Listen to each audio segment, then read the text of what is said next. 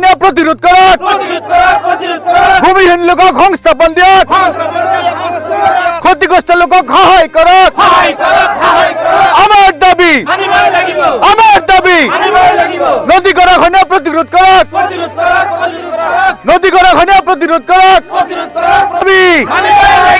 আমাৰ দাবী একেলগে কিছু প্ৰতিবাদ সাব্যস্ত কৰিছে কক চাওক এই অঞ্চলৰ বহুত দিনৰ পৰা নদী ভাঙৰ যি ভাঙন যিটো আছিলে সেইটো অব্যাহত আছে তাৰ পাছতো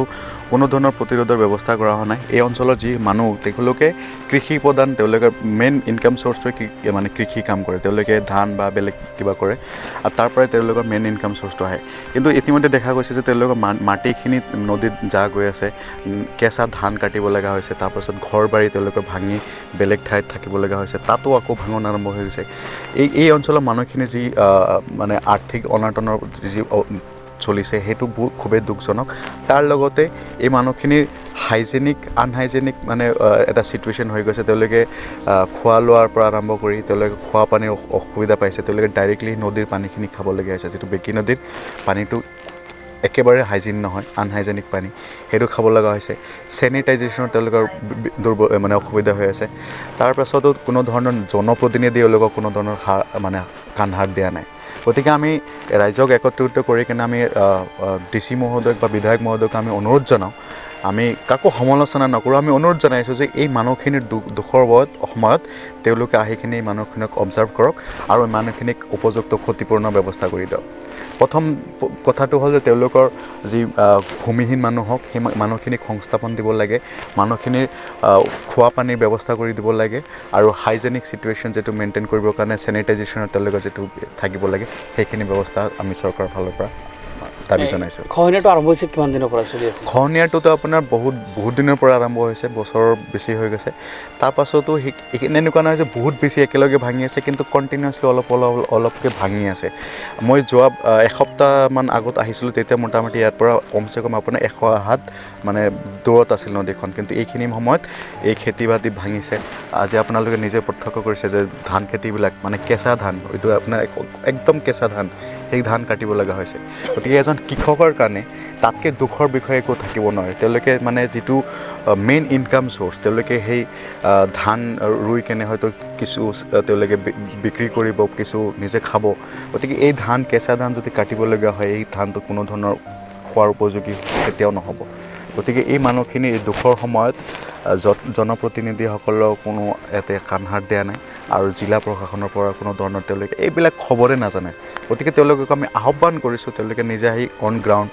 ৰিপৰ্টটো চাওক তেওঁলোকে কেনেকুৱা অৱস্থাত মানে বসবাস কৰিছে এই বস্তুখিনি চাই কেনে এই মানুহখিনিক এটা সংস্থাপনৰ ব্যৱস্থা কৰি দিয়াৰ কাৰণে দাবী জনাইছোঁ এইকেইদিনত মোটামুটি কিমান বিঘা খেতি এইকেইদিনত মোটামুটি আপোনাৰ এসপ্তাহমানৰ ভিতৰত মোটামুটি 3-4 বিঘামান গৈছে মানে বেছি গৈছে মানে এই ধান খেতি কৰা মানুহজনৰে 2 বিঘা মাটি মানে তেওঁলোকৰ গুচি গৈছে অলৰেডি তাৰপাছত আৰু ইফালেতো আপুনি লং এটা বহুত বৃহৎ এটা জেগা আছে এইখিনি কণ্টিনিউ ভাঙি আছে গতিকে টোটেল আপোনাৰ অনুমান কৰাটো অকণমান দিগদাৰী হ'ব কিন্তু এওঁলোকৰ যি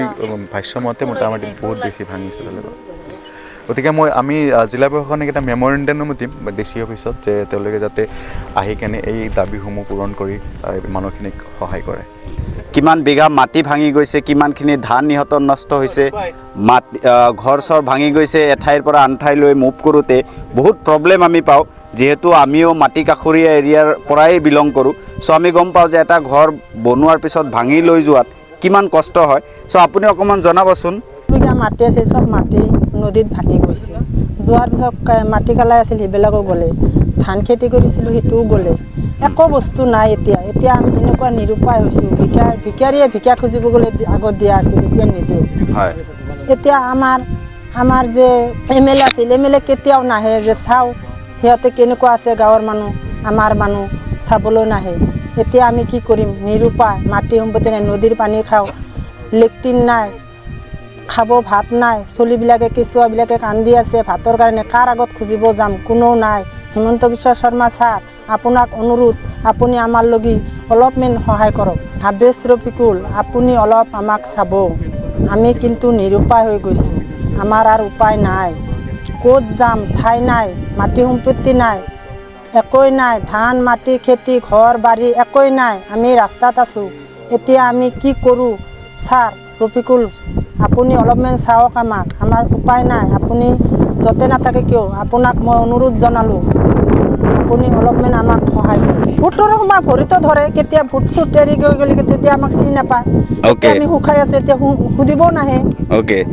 যেতিয়া আপোনালোকৰ ইয়াতে চব ঠিক ঠাক আছিলে চবে আহি পেলাই আপোনালোকৰ ওচৰত ভোট খুজিছে ভোট দিয়ক আপোনালোকক ঘৰ দিম আপোনালোকক কাপোৰ দিম আপোনালোকক শাৰী দিম আপোনালোকক অমকা দিম এতিয়া আমাক একটা 5 পইচাৰ বস্তু এতিয়ালৈকে দিয়া নাই মানে কোনোৱে মানে আপোনালোকৰ চাবও অহা নাই চাবও অহা নাই অ'কে চাবলৈও অহা নাই আমাক আমি Okay. কেনেকুৱা আছোঁ ৰাস্তাত আছোঁ নদীৰ পানী খাইছোঁ। আপোনালোকে 4 বছৰৰ পৰা এই নদীৰ পানীটো খাই আছে যোনটো কণ্টেইনাৰ নদীত মাৰি মানে আমাক নদীৰ পানী খাইছে টিপকল নাই কাৰো নাই অ'কে চ' এইবিলাক প্ৰব্লেম আপোনালোকে কিমান দিনৰ পৰা ফেচ কৰি আছে আমি এইবিলাকে